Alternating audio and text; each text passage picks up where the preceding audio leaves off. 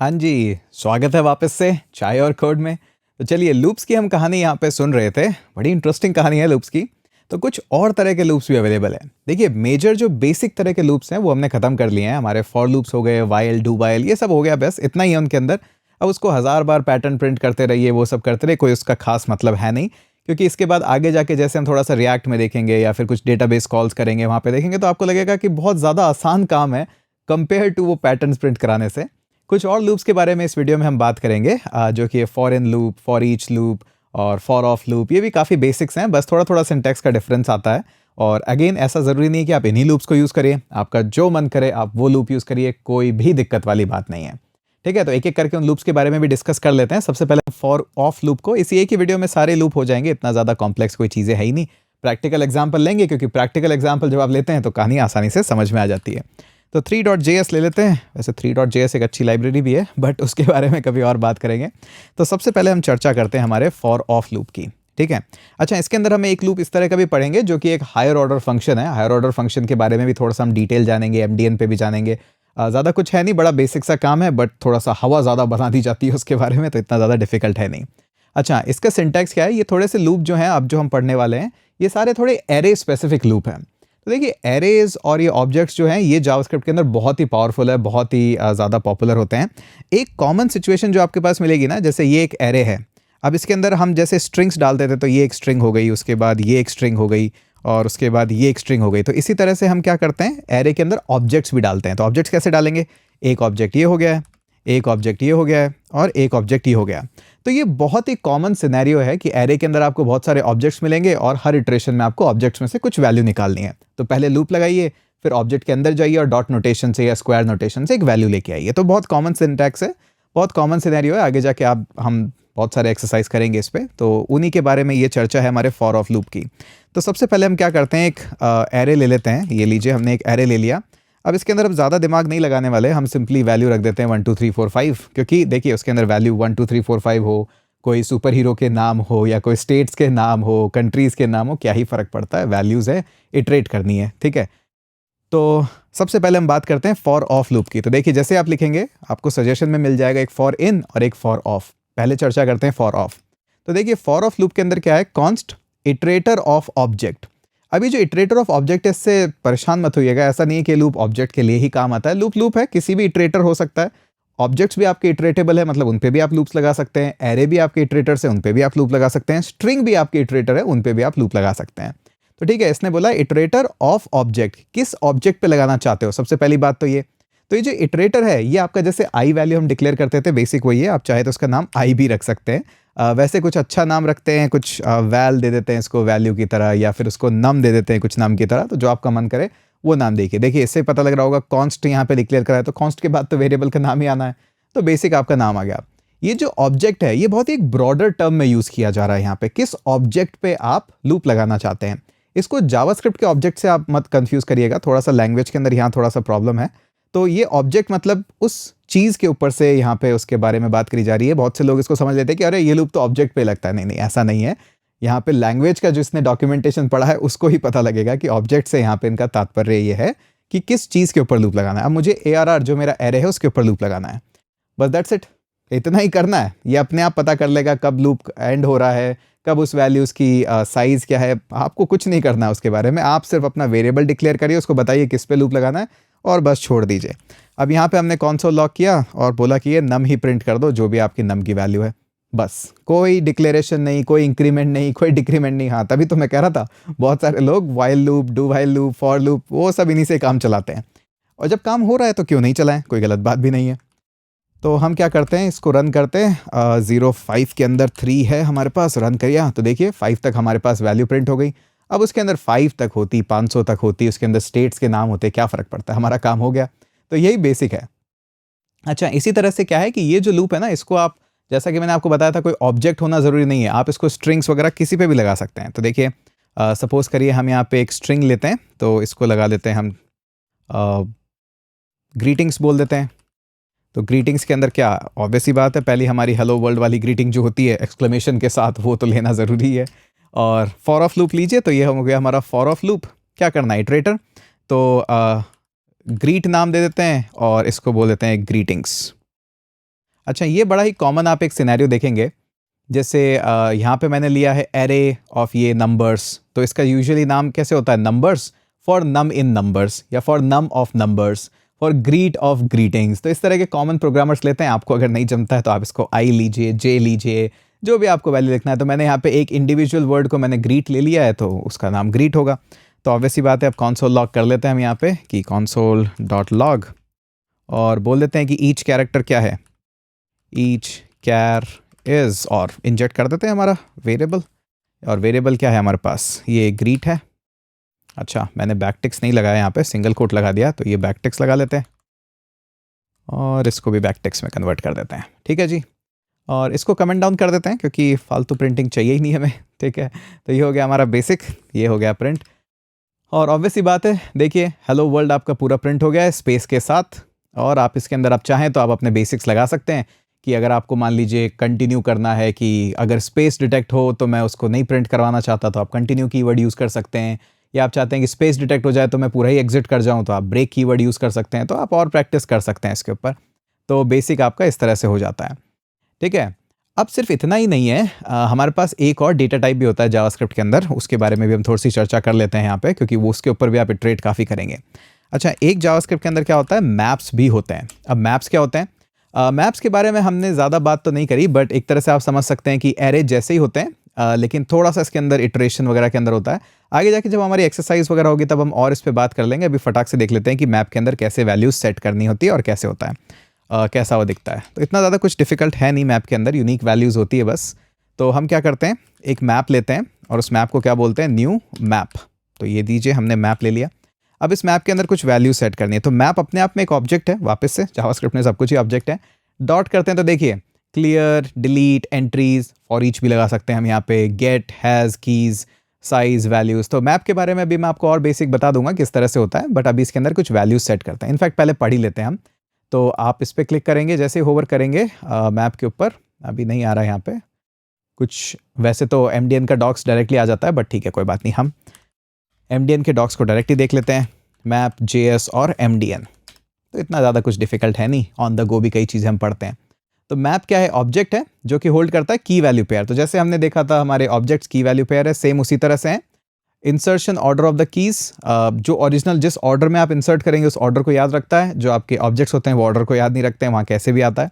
तो any value both key and primitives में be used either as a key और value. तो आप जैसे चाहें उसको यूज़ कर सकते हैं। स्ट्रिंग्स लीजिए, कीज़ को, नंबर्स लीजिए, जो आपका मन करे वो लीजिए। तो बोला था ज़्यादा कुछ इसके अंदर कुछ है ही नहीं। कलेक्शन ऑफ की value pairs only occurs, it's unique in the maps and collection. तो बेसिकली जो डिफरेंस आता है वो इतना आता है कि कोई भी डुप्लीकेट वैल्यू इसके अंदर होती नहीं है और आपको सारी यूनिक वैल्यूज़ मिलती है। बस इतना ही बेसिक है। कभी और हम डिटेल में इसका कुछ स्पेसिफिक एग्जांपल देखेंगे, तब हम पढ़ लेंगे। अभी के लिए इतना बहुत है हमारे लिए। और सबसे बेसिक है, इसके अंदर वैल्यूज़ आपको सेट करनी है। तो ये लीजिए, वैल्यू आप सेट कर लेते हैं और की वैल्यू आप दे सकते हैं। जैसे सपोज़ करिए मुझे इसके अंदर की वैल्यूज़ देनी है, कुछ स्टेट के नाम दे दें मुझे, स्टेट, और कुछ इस तरह से हम दे देते हैं, कंट्री कोड दे लेते हैं। तो यहाँ पे मैं देता हूँ IN, और ये मेरा की है, और इसकी वैल्यू हो गई यहाँ पे इंडिया। और इसी तरह से और भी कंट्री कोड दे देते हैं, USA, और इसका भी नाम लिख लेते हैं हम पूरा, यूनाइटेड स्टेट्स ऑफ अमेरिका। काफ़ी बड़ा नाम है, ठीक है जी। एक और दे लेते हैं हम यहाँ पे जस्ट फॉर बेसिक्स के लिए, FR, ये हम दे देते हैं यहाँ पे फ्रांस के लिए। ठीक है जी, ये कुछ हमने दे दिए। अब सबसे पहले तो प्रिंट करा के देखते हैं मैप में एक्चुअली में प्रिंट क्या होता है, बेसिक, और बेसिक कैसे दिखाई देता है। तो ये लीजिए, हमने मैप प्रिंट करा और इसको कमेंट आउट कर देते हैं क्योंकि ये तो हम समझ ही गए हैं। ठीक है जी, अब पहले देखते हैं ये वैल्यूज़ कैसे आती है। तो हमारे पास ये हो गया मैप। देखिए ऑब्जेक्ट की तरह ही है, वही की वैल्यूज़ है, की वैल्यूज़ थोड़ा सा डिफरेंस बट ये है। अच्छा, इसके अंदर एक इंटरेस्टिंग चीज़ क्या आती है, जैसे सपोज़ करिए मैं इसको कॉपी कर लेता हूँ यहाँ पे, और किसी कारण से मैंने वापस से बोला कि ये इंडिया वापस से इसके अंदर ऐड कर दो, तो क्या होगा। तो ठीक है, उसको प्रिंट करा के देखते हैं। तो देखिए इंडिया वापस से इसके अंदर नहीं गया, 2 एंट्रीज़ नहीं है। तो मैप्स जो है वो यूनिक वैल्यूज़ के लिए जाने जाते हैं कि वैल्यूज़ यूनिक होगी और जिस ऑर्डर में आपने एंटर किया है उस ऑर्डर के अंदर भी रहती है। आगे जाके कई बार जब हम डेटा स्ट्रक्चर्स वगैरह पढ़ते हैं तो वहाँ पे काफ़ी कुछ काम में आ जाती है। अब मुद्दे की बात यह है, क्या मैं इस पर लूप लगा सकता हूँ, और अगर लूप लगा सकता हूँ तो कैसे लगेगा वो लूप। चलिए लगा के देखते हैं हम यहाँ पे। तो ये हमारा हो गया बेसिक फॉर ऑफ लूप। ठीक है जी। अब फॉर ऑफ लूप जब आप लगाते हैं, अब मेरे को लगाना है इस मैप पे। अब अगर इस मैप पे मैं लगाऊंगा तो सपोज करिए इस इटरेटर की जगह मैं इसकी वैल्यू लेता हूं, कुछ की ले लेता हूं। ठीक है, अब मैं इसको प्रिंट करना चाहता हूं, तो कैसे प्रिंट करूं और क्या प्रिंट होगा? उसकी की प्रिंट होगी कि उसकी वैल्यू प्रिंट होगी? तो यहाँ पे ले लेते हैं सीधे एक की को ही प्रिंट कर देते हैं, कोई वैल्यू वगैरह कुछ आगे पीछे लिखते नहीं है। तो इसको मैंने रन करा तो देखिए यहाँ पे क्या प्रिंट हुआ। इसको कंसोल लॉग को हटा देते हैं ताकि अब इसकी ज़रूरत तो है नहीं। तो मैंने इसको रन किया तो क्या प्रिंट हुआ? अरे ये तो पूरा का पूरा ही एरे मेरे पास आ गया है। ये तो ऐसे प्रिंट करना ही नहीं था, मुझे तो अलग अलग वैल्यूज़ चाहिए। तो आपको अगर इस तरह से अलग अलग वैल्यूज़ चाहिए तो यहाँ पे एक शॉर्टकट होता है आपके पास। क्या शॉर्टकट होता है? अगर की लेंगे तो आपके पास क्या होगा, एक एक वैल्यू सारी आ जाएगी। लेकिन अगर ऐसा नहीं चाहिए तो आप क्या कर सकते हैं, यहाँ पे आके आप एक स्क्वायर ब्रैकेट लगा दीजिए। हाँ जी, ये सिंटैक्स है। और इसके बाद आप की और वैल्यू को अलग अलग होल्ड कर सकते हैं। ये एरे का डिस्ट्रक्चर हो जाता है यहाँ पे। तो जैसे ही आप की और वैल्यू इस तरह से आप अलग अलग लेते हैं तो आपने मैप लिया कॉन्स्ट की और वैल्यू। अब आप की और वैल्यू दोनों को अलग अलग प्रिंट कर सकते हैं। तो की और उसके बाद मैं क्या करता हूँ, यहाँ पे एक कोट लेके और कोलन लगा के ये लिख देते हैं और उसके बाद वैल्यू लिख देते हैं। तो अब मैंने की और वैल्यू दोनों ले लिए और डिस्ट्रक्चर कर लिया एरे के अंदर। तो अब मैं इसको रन करूँगा तो देखिए इंडिया और ये फिर हमारा कोलन प्रिंट हो गया, कोलन और एरो और उसके बाद ये। तो ये बड़ा इंटरेस्टिंग सिंटैक्स है। ठीक है, अब ये फॉर ऑफ लूप में आप कहेंगे कि ठीक है ये मैप तो आपने नया बता दिया यहाँ पे, बट अगर मेरे पास एक ऑब्जेक्ट होता तो मैं उस पर फॉर ऑफ लगा सकता था क्या? देखते हैं ट्राई करके। और इसको बोलते हैं माई ऑब्जेक्ट। अरे लिख तो लें। ठीक है, ये लीजिए आपका ऑब्जेक्ट हो गया। इसके अंदर भी हम यही लिखते हैं वापस से। तो सपोज करिए क्या लिखें, गेम के नेम लिख लेते हैं। तो इसको बोल देते हैं कि क्या है कि गेम 1 जो है उसका लिख लीजिए आप NFS। ठीक है जी। और इसी तरह से हम यहाँ पे गेम 2 लिख लेते हैं। ठीक है, और गेम 2 क्या लिखेंगे यहाँ पे, NFS हो गया और उसके बाद स्पाइडरमैन। तो ठीक है, 2 से ही काम हो जाएगा। 2 अगर प्रिंट हो गए तो 10 भी प्रिंट हो जाएंगे। अच्छा, अब इस पे फॉर ऑफ लूप कैसे लगाना है? तो ठीक है, वापस से फॉर ऑफ लूप आ गए। इटरेटर के अंदर क्या वही टेक्निक काम करेगी? देखते हैं। अब यहाँ पे लिख लेते हैं जी गेम ले क्या वैल्यूज़ लें, की वैल्यू लेते हैं। ठीक है, चलिए की और वैल्यू किस ऑब्जेक्ट पे लगानी है? माय ऑब्जेक्ट पे लगानी है। ठीक है जी, और यही प्रिंट करवा लेते हैं। कॉपी, इसको कमेंट कर देते हैं और इसको प्रिंट करवाते हैं। अब देखते हैं क्या डिफरेंस आता है यहाँ पे। ये रन कराया, अब यहाँ पे प्रॉब्लम आ गई। इसने कहा कि ये जो माय ऑब्जेक्ट है यहाँ पे ये इटरेटेबल नहीं है। हाँ जी, ये इटरेटेबल नहीं है इस तरह से। अच्छा, ये ऑब्जेक्ट तो बन गया है लेकिन ये इटरेटेबल क्यों नहीं है? ऑब्जेक्ट्स के भी इटरेट कराने के तरीके होते हैं, ये भी आगे जाके मैं बताऊंगा कि किस तरह से आप उसको इटरेट करा सकते हैं। बट ये जानना ज़्यादा ज़रूरी है कि कहाँ पे चीज़ काम कर रही है और कहाँ पे नहीं कर रही है। अच्छा, आप ये भी देखेंगे कि अच्छा ये गेम 1 इस तरह से लिख रखा है और ये गेम 1 इस तरह से। अगर इस तरह से हम लिखते हैं तो क्या होता है, ये भी जानना आपका बहुत ज़रूरी है।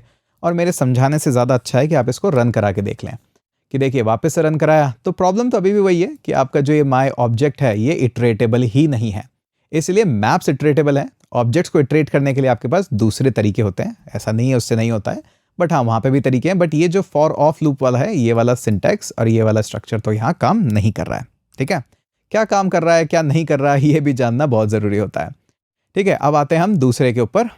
थोड़ा ऑब्जेक्ट्स के बारे में चर्चा कर रहे हैं तो ऑब्जेक्ट्स की और चर्चा कर लेते हैं। तो एक्चुअली में इसको हम नई फाइल में लिखते हैं अब। ठीक है जी, ताकि आपके पास भी फाइल्स रहे सारी अलग अलग। 4.js लिख लेते हैं। ठीक है, अब क्योंकि चर्चा कर ही रहे थे ऑब्जेक्ट की तो ऑब्जेक्ट एक बना ही लेते हैं। तो सपोज करिए ऑब्जेक्ट हो गया कॉन्स्ट और वापस से ले लेते हैं माय ऑब्जेक्ट। अब इसके अंदर वैल्यूज़ क्या क्या ली जाए? अच्छा, कॉन्स्ट भी गलत लिख दिया क्या हमने? तो ये हो गया कॉन्स्ट। अच्छा, वैल्यूज़ क्या क्या ली जाए? लैंग्वेजेस के लेते हैं। ठीक है, तो हमने बोला कि JS जो है वो तो लिखा जाता है जावास्क्रिप्ट के लिए। अरे बहुत सारा हो गया, तो जावास्क्रिप्ट के लिए। और CPP लिखते हैं हम C++ के लिए। तो ये हो गया हमारा C++। ठीक है जी, और क्या होते हैं लैंग्वेजेस हमारे पास? RB जो है वो हम लिखते हैं रूबी के लिए। ठीक है जी, और एक और लिख लेते हैं हम यहाँ पे स्विफ्ट के लिए। तो पूरा स्विफ्ट ही लिखते हैं। ठीक है, स्विफ्ट के लिए हम पूरा स्विफ्ट बाय एप्पल। ठीक है, थोड़ा बड़ा नाम लिख लेते हैं। ठीक है, अब प्रॉब्लम ये है कि अभी तक हमने देखा कि हमारा जो फॉर ऑफ लूप है वो तो बिल्कुल काम ही नहीं कर रहा था हमारे उसके ऑब्जेक्ट के लिए। मैप्स पे कर रहा था लेकिन ऑब्जेक्ट्स पे नहीं कर रहा था। तो ऑब्जेक्ट्स पे भी तो लूप लगाना ही है, ऐसा थोड़ा ना कि छोड़ देंगे इसको। तो वो कैसे करा जाए? देखिए उसके लिए हमारे पास एक नया लूप होता है जिसको बोलते हैं फॉर इन लूप। अब ऐसा नहीं कि फॉर इन लूप आपका हमेशा ऑब्जेक्ट्स के लिए ही होता है, नहीं नहीं, और भी जगह काम आता है, ऐसी बात नहीं है, वो भी प्रैक्टिकल करके देखेंगे। तो देखिए ये थोड़ा सा यहाँ पे जब सजेशन आता है तो बहुत बड़ा हो जाता है, इतना ज़्यादा टेंशन लेने की बात ही नहीं है, इस इफ स्टेटमेंट को पूरा ही हटा दो, हमें कोई मतलब ही नहीं है इससे। हमने देखा फॉर की इन ऑब्जेक्ट, ठीक है जी, की इन ऑब्जेक्ट्स, ऑब्जेक्ट हमारा क्या है, माई ऑब्जेक्ट, ठीक है जी, ये माई ऑब्जेक्ट लगा दिया। अब सबसे पहले प्रिंट करके देखते हैं इस की को कि एक्चुअली में की के अंदर हमारे पास वैल्यू क्या आती है। तो इसको हम यहाँ पे कर लेते हैं और बोलते हैं कि अब की बार हमें क्या चलाना है, 4 चलाना है। तो देखिए JS CPP RB स्विफ्ट, तो ये हमारे पास कीज़ तो सारी आ गई, ठीक है जी। तो ये तो बहुत ही बेसिक्स था कि आपके पास सारी कीज़ आ गई है, बट कीज़ से काम थोड़ी ना चलेगा, कीज़ के साथ साथ आपको ऑब्जेक्ट भी चाहिएगा। तो ऑब्जेक्ट कैसे निकालें, देखिए अगर आपके पास कीज़ आ गई है ना तो ऑब्जेक्ट निकालने का तरीका बहुत ही आसान है। आप क्या कर सकते हैं, इस कॉन्सोल लॉग में की जगह आप उस ऑब्जेक्ट को लीजिए और बोल दीजिए, इसको लीजिए माई ऑब्जेक्ट को, और माई ऑब्जेक्ट के अंदर बोलिए कि ये जो की आई है इसकी वैल्यू मेरे को दे दो यहाँ पे। तो आपके पास की भी आ गई और ऑब्जेक्ट भी आ गया। एक बार सेव करके पहले इसको रन करते हैं, तो आपके पास ये सारे वैल्यूज़ भी आ गई है। अब अगर आपको इसको रन करना था तो आप क्या कर सकते हैं, सिंटैक्स है, बैकटिक्स यूज़ कर सकते हैं और इसको बोल सकते हैं सीधा सीधा ही वेरिएबल इंजेक्ट कर देते हैं और इसको बोलते हैं की फॉर शॉर्टकट इज फॉर, या फिर फाइल नेम इज़ फॉर, जो भी आपका वेरिएबल दूसरा है ये इंजेक्ट कर देते हैं हम यहाँ पे। तो ये दूसरा वेरिएबल इंजेक्ट कर दिया और बोल दिया उसको माई ऑब्जेक्ट लो और उसके अंदर ये की प्रिंट करा दो, ठीक है। बहुत ही बेसिक सा था, इतना ज़्यादा कोई डिफिकल्ट वाली बात ही नहीं थी इसके अंदर। अब इसको आप प्रिंट कराएंगे तो देखिए JS shortcut is for JavaScript, CPP for C++, तो सारी वैल्यूज़ की वैल्यू पेयर इसके अंदर आ गए, बहुत ही बेसिक सा है। अच्छा ठीक है, ये तो हो गया काम। बट अब आपके दिमाग में क्वेश्चन आ रहा होगा, नहीं आ रहा होगा तो मैं डाल देता हूँ कि क्या ये फॉर इन जो लूप है क्या मैं एरेज पे भी काम में ले सकता हूँ। अब ये बात तो देखिए प्रैक्टिकल करके पता लगेगी। तो चलिए एक ले लेते हैं हम यहाँ पे, तो यहाँ पे लिख लेते हैं प्रोग्रामिंग, और प्रोग्रामिंग का एरे ले लेते हैं, ठीक है। तो JS हो गया, इसके अंदर रूबी हो गया, और इसके अंदर पाइथन भी हो गया, और बताइए क्या चाहिए, जावा चाहिए, ये लीजिए। CPP तो चाहिए ही होगा आपको, तो ठीक है CPP ले लिया। अब फॉर इन लूप से हम एरे के अंदर प्रिंट करके देखते हैं, ठीक है जी। और वही वापस से ये बड़ा सारा सिंटैक्स आ जाता है, ये ऑब्जेक्ट के बारे में हम बात करेंगे बाद में, अभी तो नहीं करते हैं। और प्रोग्रामिंग के अंदर लूप लगाना है, तो ठीक है जी। अभी की है, इसको प्रिंट करके देख लेते हैं। ये कॉन्सोल लॉग हो गया हमारा, और एक बार की ही प्रिंट कर दो कि क्या आप इसमें प्रिंट करते हो क्या। इसको कमेंट आउट कर देते हैं क्योंकि ये तो चाहिए नहीं अब, ठीक है जी। ये हो गया। अब देखते हैं क्या हमारा ये फॉर इन लूप यहाँ पे भी काम करता है क्या। तो ये तो काम कर रहा है, लेकिन कीज़ आई है आपके पास सारी। हाँ जी, ये फॉर इन लूप का सबसे बड़ा एक है।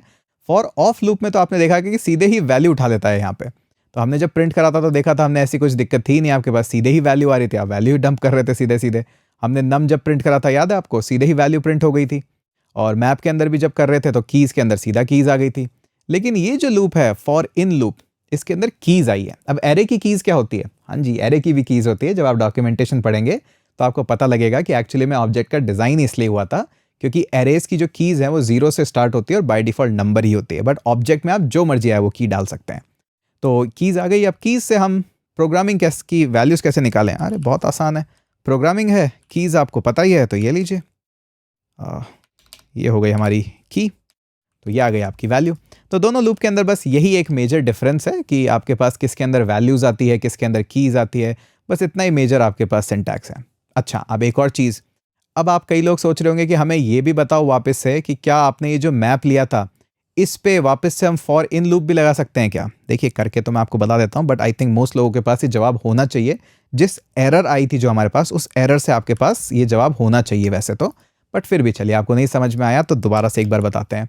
ये हमने वापस से न्यू मैप लिया और मैप आया हमारे पास। अब वापस से हम ये फॉर लूप लेते हैं, फॉर इन लूप, हाँ जी फॉर इन लूप। तो ये हमने फॉर इन लूप लिया, इसको सबको हटाया और बोला कि हमारे पास मैप के ऊपर इटरेशन करना है, तो ठीक है जी ये लीजिए मैप के ऊपर इटरेशन कर दीजिए और वापस से लॉक करिए इस की को। ऑब्वियस सी बात है रिजल्ट तो हमें पता ही है क्या आने वाला है। आप में से बहुत सारे लोगों ने तो गैस कर ही लिया होगा। अच्छा एक काम करो, पहले जाओ पॉज करो, कमेंट सेक्शन में लिखो क्या ये लूप पॉसिबल होगा या नहीं होगा, ये बहुत इंटरेस्टिंग है। ठीक है अब मैं इसको वापस से यहाँ पे रन करता हूँ, तो देखिए कुछ भी नहीं आया, कॉन्सोल लॉग सेव करते हैं इसको वापस से। मैंने मैप के ऊपर चलाया की और ये मैप के ऊपर चाहिए। अच्छा, इस बार तो हमारे पास कुछ एरर है ना, कुछ है, कुछ भी प्रिंट नहीं हो रहा है। हाँ जी, ये जो मैप है ना, ये एक्चुअली में अगर आपको एरर पता हो, ये इटरेटेबल नहीं है। अगर कोई चीज़ इटरेटेबल नहीं है तो उसको इस तरह से लूप में नहीं लिखा जा सकता। तरीके हैं, आगे जाके हम वो भी पढ़ेंगे। मैप्स के बारे में कुछ आप डॉक्यूमेंटेशन वगैरह देख सकते हैं कि किस तरह से मैप्स होती है, क्या इसके अंदर कीज़ होती है, किस तरह से सिक्योरिटीज़ हैं, और भी कंस्ट्रक्टर, इंस्ट्रक्ट, ये बहुत सारे एग्जाम्पल्स भी हैं यहाँ पे कि किस तरह से कीज़ को लिया जाता है, किस तरह से वैल्यूज़ होती है, मैप होते हैं। तो देखिए, using NaN as a map key, बहुत डिटेल में हम जाएंगे आगे जाके मैप्स के बारे में जब भी हम पढ़ेंगे। अभी के लिए इतना ही आपके लिए जानना ज़रूरी है कि इसके अंदर भी इस तरह से हमारे पास मैप के ऊपर इटरेशन नहीं किया जा सकता। ठीक है, ये बेसिक हो गया। मैं इसको कमेंट आउट कर देता हूँ पूरे को ही, कि ये बात तो हमारी हो गई है। ठीक है जी, तो ये तो हो गया आपका बेसिक फॉर ऑफ लूप और फॉर इन लूप। दोनों आपको समझ में आ चुके हैं कैसे कैसे काम में लेना है। और ऑब्जेक्ट्स के अंदर लूप लगाना है, जब ऑब्वियस ही बात है हम हर बार क्या यूज़ करेंगे, फॉर इन लूप लगा देंगे फटाक से। एरेज के ऊपर लगाना होगा तो हम क्या कर देंगे, फॉर ऑफ लूप लगा लेंगे। लेकिन ऐसा नहीं है, एरेज के ऊपर और भी काफ़ी लूप्स हैं। अब एक इंटरेस्टिंग लूप्स के बारे में हम बात करते हैं जो आप सबसे ज़्यादा यूज़ करोगे। जब भी कभी एरे आएगा तो आप दोनों में से एक ही लूप यूज़ करोगे। एक मैप भी होता है, वो आगे जाके मैं नेक्स्ट वीडियो में बताऊंगा, बट एक लूप मैं यहीं पे लेना चाहूँगा जो है फॉर ईच लूप। तो चलिए एक नई फाइल यहाँ पे बना लेते हैं, 5.js। ठीक है जी, ये 5 फाइल आ गई हमारी। अब इसके अंदर क्या है, एक यहाँ पे हम वैल्यूज़ लेते हैं और इसको बोलते हैं कोडिंग, और एक एरे ले लेते हैं क्योंकि काफ़ी अभी हमारे काम आएगा। JS ले लेते हैं, रूबी ले लेते हैं, और क्या लें, जावा भी ले लेते हैं, पाइथन भी ले लेते हैं। ये लीजिए, हमने काफ़ी लैंग्वेजेस ले ली। एक और ले लें, चलिए जी, CPP भी ले लेते हैं। अच्छा, सबसे ज़्यादा जो आप एक लूप जो काम में लेंगे वो फॉर वगैरह नहीं लेंगे। एक्चुअली कुछ लूप्स एरेज के अंदर डायरेक्ट ही प्रॉपर्टीज़ में ऐड कर दिए जाते हैं।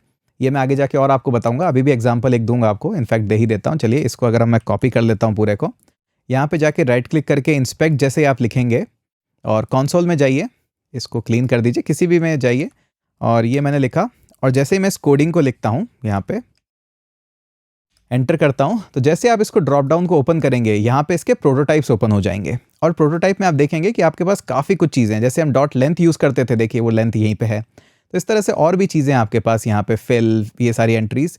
एक यहाँ पे आपके पास है मैप, और इसी तरह से आपके पास और भी बहुत सारी चीज़ें हैं। जैसे एक और है आपके पास फॉर ईच। तो ये भी चीज़ क्या है, एक्चुअली में लूप का ही एक पैरामीटर है जो बाई डिफ़ॉल्ट ही इंजेक्ट कर रखा है, क्योंकि सबको पता है कि एरेज अगर आएंगे तो एरेज पे लूप तो लगाना ही पड़ेगा, कुछ करके ट्रेड करके वैल्यूज तो चाहिएगी ना उनकी। तो इसलिए सबसे ज़्यादा आप इसको काम में लेंगे। अब इसको काम में लेना एक्चुअली में क्या है, बहुत ईजी है, बट ये थोड़ा सा क्या हायर ऑर्डर फंक्शन है। अब घबराइए मत, हायर ऑर्डर क्या होता है उसका डॉक्यूमेंटेशन में पढ़वाता हूँ, बहुत ही आसान है, क्योंकि फंक्शंस हमने इतने डिटेल में पढ़ लिए हैं तो वो काम हमारे अब आएगा। देखिए, ये आप लीजिए, क्या करिए, कोडिंग लीजिए, और इस कोडिंग में जैसे डॉट लगाएंगे तो आपके सारे मेथड्स वहीं पे आ जाते हैं। ठीक है जी, आप चाहे तो मैप यूज़ कीजिए, जितना भी अभी आपने देखा था वो सारे मेथड्स आपको अवेलेबल है। डॉट प्रोटोटाइप करके नहीं लेना है उनका एक्सेस, डायरेक्ट एक्सेस मिलता है। तो इसी तरह से हमारे पास एक फॉर ईच है। ठीक है जी, अब फॉर ईच को जैसे ही आप दिखेंगे तो ये क्या बोलता है यहाँ पे, कॉल बैक FN, इसका मतलब है कॉल बैक फंक्शन। अभी कॉल बैक से ज़्यादा घबराइएगा मत, इसका सीधा सा कहने का मतलब ये है कि मुझे एक फंक्शन दे दो कि मुझे क्या करना है। अब जिस तरह से अभी हमने देखा था कि हमारी 4 वाली के अंदर, यहाँ पे 4 के अंदर कि हमने देखा था कि ऑटोमेटिकली ये जो एरेज है या ऑब्जेक्ट्स हैं इनके ऊपर ऑटोमेटिकली जा रहे थे, हमने कभी इनकी लेंथ नहीं बताई, कुछ भी नहीं बताई। इसी तरह से ये जो फंक्शंस होते हैं इनको बहुत आइडिया है, ये अपने आप जानते हैं कि आप किस वैल्यूज़ के अंदर कितना बड़ा वो एरे है, क्या उसकी लेंथ है, 0 से मुझे स्टार्ट करना है, ये सारी चीज़ उसको पता है। आपको सिर्फ एक फंक्शन देना है और बात करनी है। कैसे देना है फंक्शन लिखना, अब ये सपोज करिए ये जो पैरेंथेसिस है 1 मिनट के लिए ज़ूम कर लीजिए, ये है ही नहीं, तो अच्छा सा स्पेस दीजिए यहाँ पे, ठीक है, कंफर्ट जोन में। अब लिख दीजिए फंक्शन। फंक्शन कैसे लिखते हैं, एक फंक्शन इस तरह से लिखते हैं, फिर उसके बाद उसका नेम देते हैं, सपोज करिए नेम ही उसका नेम है, उसके बाद हम पैरेंथेसिस लगाते हैं और उसके बाद हम ये डेफिनेशन लिखते हैं, है ना जी, ऐसे लिखते थे फंक्शन। अब इस फंक्शन को क्योंकि कॉल बैक कहा गया है तो डिफरेंस इतना सा ही होता है कि कॉल बैक जो फंक्शन होता है उसके अंदर पहले तो उसका नाम नहीं होता है। हाँ जी, नाम हटा दीजिए, ठीक है जी, नाम हटा दिया है। उसके बाद ये जो फंक्शन के अंदर पैरामीटर्स हम देते थे, क्योंकि एरे पे लगाया है तो ऑटोमेटिकली ये लूप इतना स्मार्ट है कि हर वैल्यूज पे जा जाके जाएगा। अब उस हर वैल्यू का आप बोलना क्या चाहते हो, आपका जो मन करे वो बोलिए, आप उसको ए बोलिए, आप उसको आई बोलिए, आप उसको आइटम बोलिए, जो आपका मन करे। तो हर एरे के अंदर आइटम है तो हम उसको आइटम बोल देते हैं। ऑटोमेटिकली हर बार ये फंक्शन एग्जीक्यूट होगा और हर बार इस वैल्यू को ये लेके आएगा एज ए पैरामीटर अपने अंदर। अब आपको इस वैल्यू के साथ जो करना है आप उस फंक्शन की बॉडी में कर सकते हैं। देखा, बहुत ही आसान था। ठीक है, एक बार दोबारा से आपको रिपीट कर दूं। ठीक है जी, कर देते हैं जैसा आपने कहा। तो दोबारा से आते हैं, ये हमने यूज़ करा, या पूरा ही दोबारा से कर लेते हैं। ये हमने लिखा सिंपली कोडिंग, एरे का नाम, और बोला डॉट फॉर ईच दे दो। ठीक है जी, अब फॉर ईच क्या बोल रहा है, कॉल बैक फंक्शन दो। तो ठीक है जी, फंक्शन लिखते हैं यहाँ पे। फंक्शन कैसे लिखते थे हम यहाँ पे, ये लीजिए फंक्शन, और फंक्शन का एक नेम होता था, जैसे हमने ग्रीट दे दिया। ये लीजिए पैरेंथेसिस, और ये फंक्शन की डेफिनेशन। बेसिक फंक्शन ऐसे लिखते थे। क्योंकि ये कॉल बैक है तो इसका नाम नहीं होता है, क्योंकि ये फंक्शन एरे के अंदर चल रहा है, तो ये जो वैल्यू होगी अपने आप पैरामीटर की तरह वैल्यू लेके आएगा। अब उसको वैल्यू बोलिए, वैल बोलिए, आइटम बोलिए, जो मन करे आपका बोल सकते हैं। और क्योंकि एज ए पैरामीटर आपको मिला है उस फंक्शन के अंदर, तो आप जो चाहे उसके अंदर उसको यूज़ करके कर सकते हैं। जैसे मैंने कुछ चाहिए कि मैं तो कुछ भी नहीं करना चाहता, इस वैल को बस प्रिंट कर दो। आप तो देखना तो चाहूँगा कि इसके अंदर है क्या, बस इतना ही काम है इसके अंदर। और इसको जैसे ही आप रन करेंगे, इसको हम रन करते हैं, और ये तो हमारी 5 फाइल है। तो ठीक है जी, 5 फाइल को हम रन करते हैं, तो आपके पास JS रूबी सब कुछ आ गया। तो देखा, बहुत ही आसान था कि हमने फंक्शन लिया, एज इट इज़ पास कर दिया। ठीक है जी, अब इसका एक वेरिएशन और बताता हूँ मैं आपको, कि ये तो हो गया बेसिक कि किस तरह से आप इसके अंदर लोड कर सकते हैं, ये वैल्यूज़ लिख सकते हैं। लेकिन ज़रूरी नहीं है कि आप फंक्शन को इसी तरह से लिखें। अगर आपको याद हो तो हमने एरो फंक्शंस भी पढ़े थे। हाँ जी, वो एरो फंक्शन भी आप यूज़ कर सकते हैं। फंक्शन फंक्शन है, एरो फंक्शन हो, फंक्शन कीवर्ड्स हो, फंक्शन का काम वही है। तो देखिए वापस से करते हैं। ये लिखा हमने कोडिंग, बोला कि फॉर ईच लो। ठीक है जी, ले लिया। अब उसने कहा कि कॉल बैक दीजिए। अब कॉल बैक आप चाहे तो फंक्शन की फॉर्मेट में दीजिए, चाहे तो एरो फंक्शन में। अब एरो फंक्शन कैसे लिखते थे, एरो फंक्शन लिखने के लिए भी हमारे पास बेसिक क्या था, सबसे पहले ये एरो और ये फंक्शन। अब ऑब्वियस बात है, पहले इसका नाम लेते थे हम, जैसे सपोज करिए इसको बोलते थे ग्रीट, और उसके बाद इक्वल्स टू लगा के ये लिखते थे। तो नाम ही तो नहीं लिखना है, फंक्शन में भी तो हमने वहाँ से नाम ही उड़ाया था, तो नाम और इक्वल्स टू हटा दो, क्योंकि अब इसको स्टोर करने की जरूरत ही नहीं है। ये हो गया आपका बेसिक कॉल बैक फंक्शन। अब इस कॉल बैक फंक्शन में जैसे यहाँ पे आपको एक वैल्यू मिल रही थी, यहाँ पे वैल्यू मिलेगी। अब उसको वैल्यू बोलिए, आइटम बोलिए, क्या फ़र्क पड़ता है, वेरिएबल का नाम है। तो ये आ गए हम यहाँ पे, कंसोल लॉग करा देते हैं, और इसको बोला कि ये लीजिए आइटम प्रिंट कराइए। ठीक है जी, ये लीजिए, वापस से सेम कहानी हो गई आपके पास, वो का वही सारा का सारा प्रिंट हो गया है। ठीक है, ये तो हो गया हमारा बेसिक। लेकिन और थोड़ा सा इसको और इंटरेस्टिंग बनाते हैं। अब सपोज करिए ये भी मामला नहीं है हमारे पास, और इंटरेस्टिंग करना है। तो सपोज करिए आप एक फंक्शन लिखते हैं यहाँ पे, इसका नाम है प्रिंट मी। ठीक है, ये प्रिंट मी के अंदर क्या होता है, ये एक आइटम लेता है अपने पास, और जो भी आप इसको देते हो उसको प्रिंट कर देता है। बड़ा ही बेसिक सा था, कुछ काम कर ही नहीं रहा है ये, जो भी इसको दो वो प्रिंट कर देता है। तो क्या मैं इस फंक्शन को भी पास ऑन कर सकता हूँ क्या, बिल्कुल कर सकते हो, बहुत टाइम किया भी जाता है। तो देखिए ये वापस से हमने कोडिंग लिया, बोला फॉर ईच, और इसको बोला कि कॉल बैक फंक्शन चाहिए। तो या तो आप फंक्शन यहीं की यहीं लिख लो, तो नाम हटाना पड़ेगा, और अगर आपने कहीं और लिख रखा है तो उसको प्रिंट मी को आप ऐसे पैरामीटर उसको दे सकते हो। दे दिया। अब देखिए सबसे इंटरेस्टिंग चीज़, सेव करिए और इसको रन करिए, तो वापस प्रिंट हो गया। अच्छा, एक चीज़ ध्यान रखिएगा, उसका रेफरेंस देना है, उसको यहाँ पे एग्जीक्यूट नहीं कर देना है। ठीक है, फंक्शन को वहीं पे हम एग्जीक्यूट नहीं कर रहे हैं, बस उसका रेफरेंस दे दो, प्रिंटिंग का काम वो खुद कर लेगा। तो देखा, ऑटोमेटिक इस तरह से भी काम हो जाता है कि आप चाहो तो फंक्शन डिक्लेयर कर दो। तो देखिए एक ही लूप के अंदर हमने कितने तरीके से चीज़ें यहाँ पे यूज़ कर ली है। अच्छा, अब एक वापस से इसको हम कमेंट कर देते हैं, कुछ और इंटरेस्टिंग चीज़ों के बारे में जानते हैं। ठीक है, तो ये वापस से कोडिंग पे आते हैं, और इसको बोलते हैं कि आप ये फॉर ईच वाला ही दीजिए हमें। ठीक है, अब ये जो फॉर ईच आप यहाँ पे यूज़ करते हैं, तो सबसे पहले बेसिक वापस से हम हमारे एरो फंक्शन पे आ जाते हैं, क्योंकि बड़ा आसान रहता है। ये लीजिए एरो फंक्शंस पे आ गए, चाहे तो फंक्शन पे आ जाइए। ये जब ये पैरामीटर लेके आता है, तो सबसे बेसिक हमने पैरामीटर क्या दिया, इसको आइटम दिया। लेकिन ऐसा नहीं है कि हमेशा ये आइटम ही लेके आता है, इसके पास और भी पैरामीटर्स होते हैं, और भी वैल्यूज़ होती है, सिर्फ आइटम ही नहीं आता है हमेशा। अभी तो हम क्या कर रहे थे, जस्ट समझने के लिए सिर्फ हम यहाँ पे कंसोल लॉग आइटम कर रहे थे। इतनी कहानी तो आपको समझ में आ चुकी है, ये तो मेरे को पता है। ठीक है, लेकिन हमेशा सिर्फ ऐसा नहीं होता कि इसके पास ये जो फॉर ईच है, इसके पास सिर्फ एक ही पैरामीटर का एक्सेस होता है, इसके पास काफ़ी कुछ और एक्सेस भी होते हैं।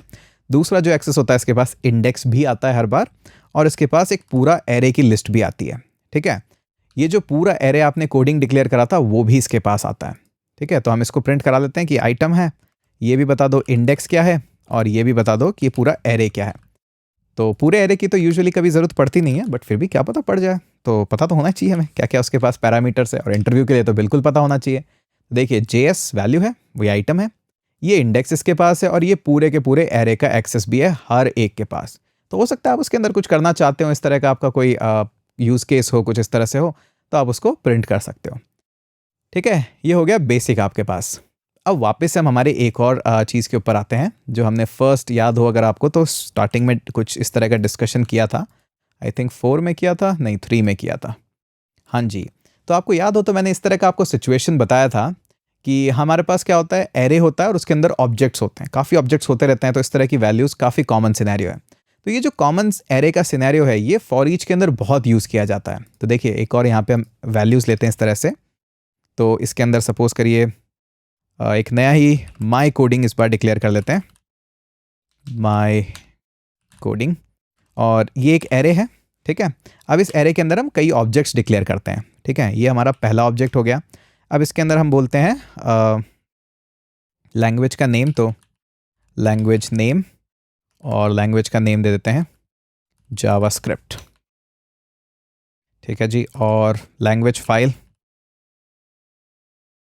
लैंग्वेज कमॉन, लैंग्वेज फाइल दे दिया, लैंग्वेज फाइल नेम दे देते हैं, तो फाइल नेम हम JS डालते हैं।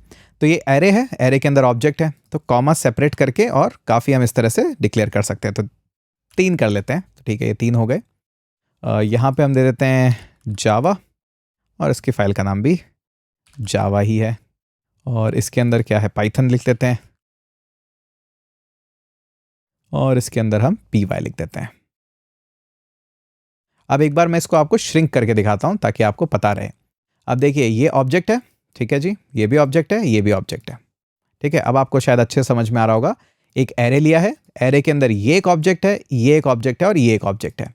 अब ये ओपन रहे नहीं रहे इससे कोई फर्क नहीं पड़ता, बट हमें इसके ऊपर इटरेशन सीखना ही पड़ेगा क्योंकि ये बहुत कॉमन ऑपरेशन है। डेटाबेस से वैल्यू जो आती है वो एरे की फॉर्मेट में आती है, और हर एक वैल्यू एक ऑब्जेक्ट ही होता है। अब अगर आपको फॉर ईच लूप पता है तो आप 2 मिनट के अंदर बिना सोचे समझे इसके अंदर आराम से लूप लगा सकते हो। सपोज करिए मैंने बोला माई कोडिंग, माई कोडिंग के अंदर मैंने बोला फॉर ईच, ये लगा दिया फॉर ईच। अब मुझे पता है कि यहाँ पे मैं कॉल बैक लिख सकता हूँ, ठीक है। तो मैंने क्या करा, ये लीजिए एरो फंक्शन लगा के ये कॉल बैक लिख दिया। अब मुझे पता है यहाँ पे मेरे पास हर एक वैल्यू का एक्सेस होता है। अब उसको मैं आइटम बोलूँ, कुछ भी बोलूँ, और भी मेरे पास एक्सेस होते हैं, आइटम, इंडेक्स और फुल एरे का भी एक्सेस होता है। मैं भी आइटम का एक्सेस लेता हूँ यहाँ पे।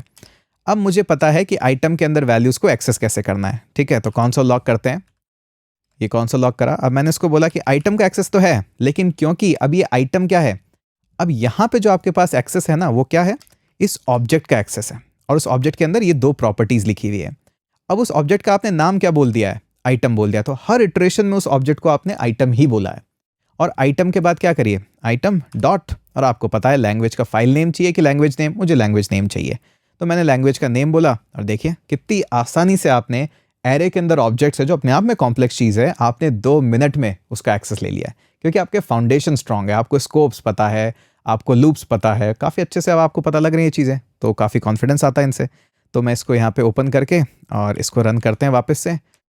देखिए जावास्क्रिप्ट, जावा, पाइथन, आपने एरे के अंदर ऑब्जेक्ट के अंदर उसकी एक वैल्यू निकाल ली है, प्रॉपर्टी। अब यहाँ पे तो 2 ही वैल्यू थी, बट हो सकता है 200 वैल्यू है, 20 वैल्यूज़ हो, जो भी आप इजीली निकाल सकते हैं, उसका एक्सेस ले सकते हैं। ये आपके डेटाबेस में बहुत काम आने वाला है। डेटाबेस से एक एरे आता है, एरे के अंदर आपके पास मोबाइल का नाम आता है, उसकी प्राइसिंग आती है, और उसका बाय लिंक आता है। तो आपने बस वो लिया, एरे आया आपके पास 10 मोबाइल्स, आपने सबका वैल्यूज़ इंजेक्ट कर दिया वेब पेज के अंदर, और एक एक वेब पेज में आपके पास वो एक कार्ड बन जाता है। जब मोबाइल की फ़ोटो आ जाती है, नाम आ जाता है, उसकी प्राइसिंग आ जाती है। तो सेम यही कॉन्सेप्ट होता है, इतना ज़्यादा कुछ वहाँ पे कुछ फैंसीनेस नहीं करते हैं, यही बेसिक वहाँ पे काम होता है, ठीक है। तो आई थिंक काफ़ी समझ में आ गया होगा आपको कि किस तरह से वैल्यूज़ जाती है, कैसे वैल्यूज़ आती है। अच्छा, ऐसा नहीं है कि अभी लूप का काम खत्म हो गया है, लूप का थोड़ा सा काम अभी बाकी है, वो भी हम करेंगे। उसको भी देखते हैं हम आगे जाके कि कैसे होता है। एक छोटा सा और वीडियो होगा जहाँ पे हम लूप्स के कुछ और बेसिक कॉन्सेप्ट और सिंटैक्स और इसी तरह की चीज़ों के बारे में बात करेंगे। बिल्ट इन प्रॉपर्टीज़ की बात कर रहे हैं, यहाँ पे आपने देखा कि काफ़ी प्रॉपर्टीज़ होती है हमारे पास, उसके बारे में बात करते हैं। तो चलिए मिलते हैं अगले वीडियो में और चर्चा करते हैं लूप के बारे में।